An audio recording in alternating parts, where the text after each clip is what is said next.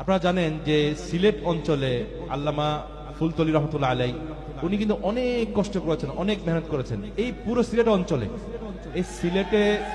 এই সিলেটে বলেন, এই যে আশেপাশে যত মৌলভীবাজার, ব্রাহ্মণবাড়িয়া, এই অঞ্চলে কিন্তু ওনার মাশাআল্লাহ হাজার হাজার ছাত্র এবং ওনার অনেক বিশাল খেদমত।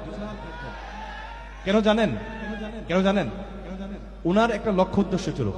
আল্লামা ফুলতলি রহমতুল্লাহ উনি একটা লক্ষ্য উদ্দেশ্য নিয়ে কিন্তু এই ময়দানে উনি খেদমত করেছেন। কি সেটা?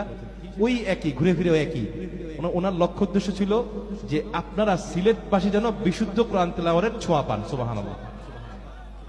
এই যে উনি কষ্ট করলেন, ইনারা কষ্ট করতেছেন, আমরা কষ্ট করতেছি, সবার কিন্তু লক্ষ্য উদ্দেশ্য একটাই, সেটা আপনাদেরকে নিয়ে, একমাত্র আপনাদেরকে নিয়ে। তো আমাদের এই কষ্ট, সবার কষ্ট ঠিক তখনই সফল হবে যখন আপনারা কি হবেন, সেটা আপনাদের বাস্তব জীবনে সেটাকে রূপ দিবেন। তো আমি আপনাদের কাছে বিশেষভাবে অনুরোধ করবো, প্রিয় ভাইয়েরা, আসেন আমরা কোরআনকে বিশুদ্ধভাবে শিখি। এর জন্য যা যা করা দরকার তা ইনশাআল্লাহ করবো।